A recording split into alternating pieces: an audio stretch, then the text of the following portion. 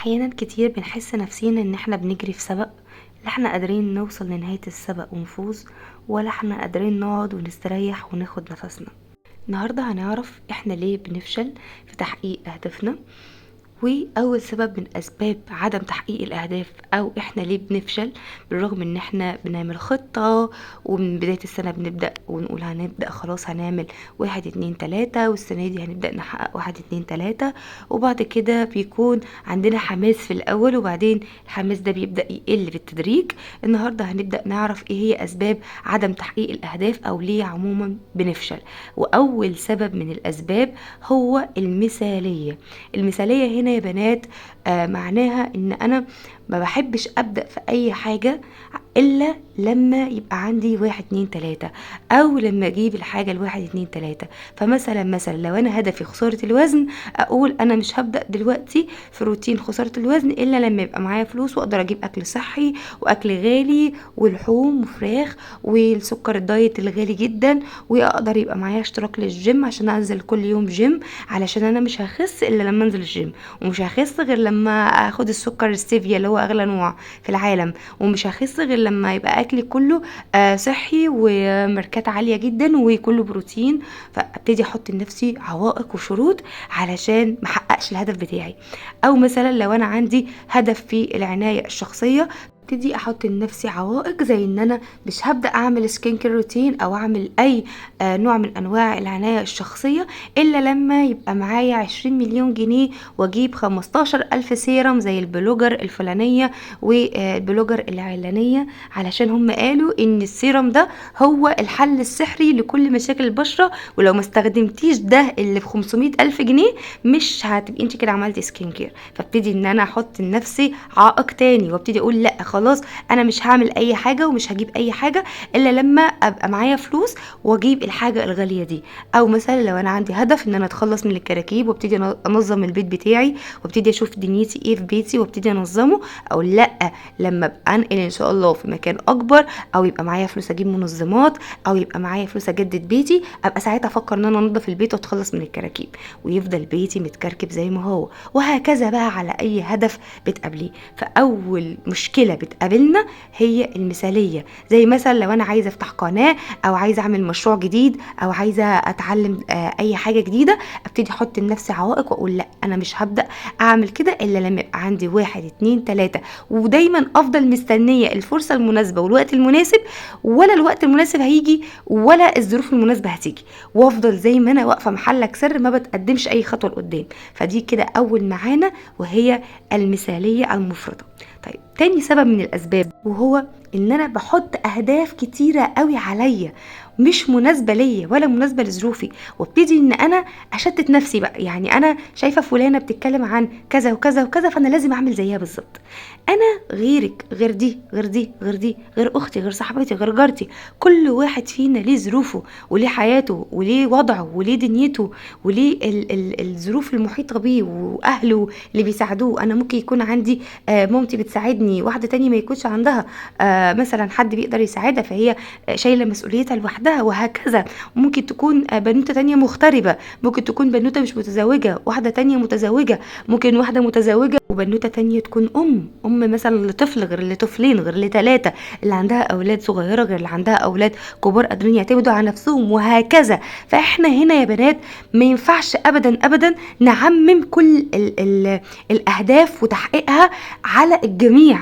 المناسب ليه ممكن ما يكونش مناسب ليكي والعكس صحيح. فانا دلوقتي بشوف ايه الاولويه في حياتي، ايه دلوقتي الاهداف اللي انا فعلا محتاجاها. ممكن بنوته تكون مثلا هدفها انها تاخد كورس او تتعلم، ممكن انا كأم يكون هدفي هدف تاني خالص، ان انا انظم بيتي، ان انا اخلي بالي من ولادي. ده هدف وتحقيقه صعب جدا، فانا ما استقلش ابدا بظروفي.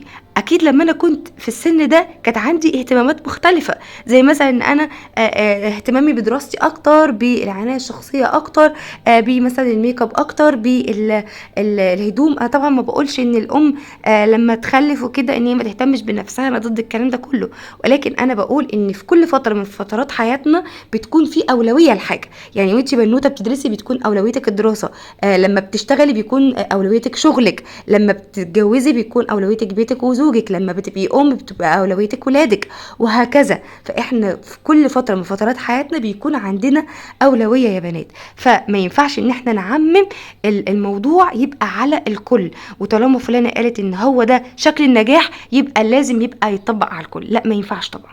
ثالث سبب من اسباب الفشل هو ان انا بحط اهداف ممكن تكون مناسبه ليا بس بتبقى صعبه. يعني ايه؟ يعني انا ممكن مثلا يكون من اهدافي مثلا خساره الوزن، تمام؟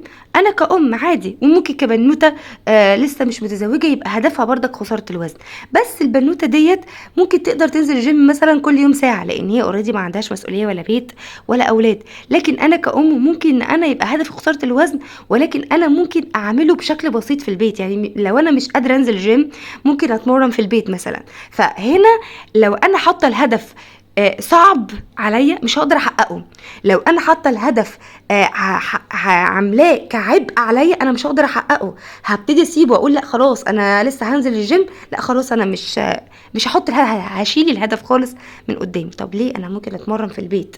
صعوبة الأهداف بتخلينا نبطل أصلا ان احنا نفكر ان احنا نحط الأهداف دي قدامنا، لأن احنا عاملينها بشكل صعب مش ملائم لينا. طيب، السبب الرابع من أسباب الفشل هو عدم أخذ راحة. يعني أنا ما باخدش بريك.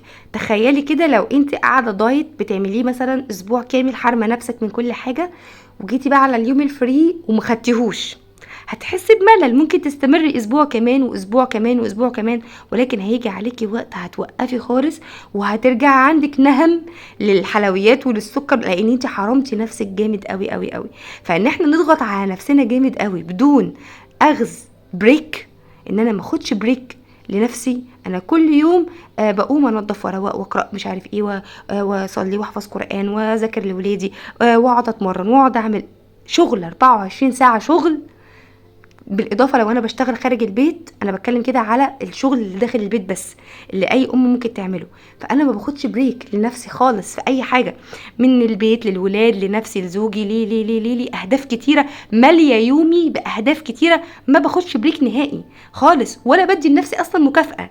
لا، انا المفروض اخصص يوم في الاسبوع بريك ليا، اخصص ساعه في اليوم بريك ليا، واعمل لنفسي مكافاه اخر اليوم، واعمل لنفسي مكافاه اخر الاسبوع، علشان ده اللي هيحمسني وده اللي هيخليني ابتدي ان انا استمر في المعاناة بتاعت الاسبوع اللي جاي. فانا عارفة ان انا على اخر الاسبوع انا هاخد يوم هفصل فيه، مش هعمل اي حاجة، هاخد راحة من شغل البيت، من المذاكرة بتاعت الاولاد، من كل حاجة، هعمل حاجات بسيطة جدا. فده هيحمسني ان انا استمر. فان احنا ناخد بريك ده مش رفاهية خالص، ده من اساسيات النجاح، انك انت تفصلي يوم وفي يومك تفصلي ساعة وهكذا.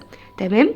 اسباب الفشل يا بنات كمان ان احنا بنكسل وبنسوف. احيانا بيجي علينا وقت احنا بنستعبط فعلا، بنستهبل، احنا ما عندناش اي حاجه، ولكن احنا ملناش مزاج ان احنا نعمل اي حاجه، تمام، ونبتدي نكسر ونقول بكره ونقول بعده. انا كنت عملت فيديو بعنوان ابدا امتى، هسيبه لكم تحت في صندوق الوصف، كنت بتكلم فيه عن التسويف. التسويف يا بنات من اكبر اسباب فشل وعدم تحقيق النجاح. ان انا لو عندي شويه غسيل مش قادره اطبقهم النهارده، اسيبهم لبكره، وبكره يجر بكره، وبعد كده ابتدي انشر واشيل، والهدوم تتراكم تتراكم تتراكم، وهكذا بقى على اي حاجه. انا بديكي مثل بسيط على تطبيق الغسيل، انا ما اعرفش المشكله ديت عندنا كلنا ولا عندنا بس، لكن انا لاحظتها عندي في حته ان انا بكسر اطبق الغسيل وابتدي اركنه، وبعدين اغسل دوره غسيل تاني واسيبها واركن، والاقي عندي تل غسيل.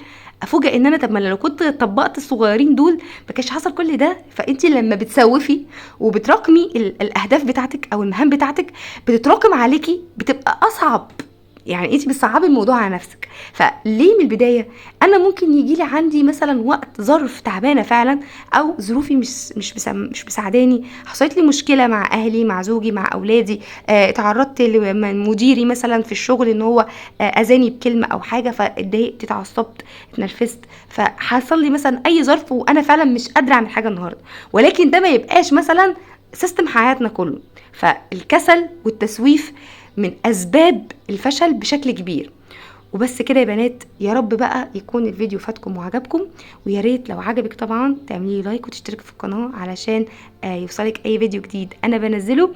ويا ريت تعملي لايك وتقولي لي كومنت حلو علشان بيشجعني، وتكتبوا لي تحت في الكومنتات اكتر سبب انتوا بتواجهوه من الاسباب اللي انا قلتها فعلا بيحصل معاكم ولا لا.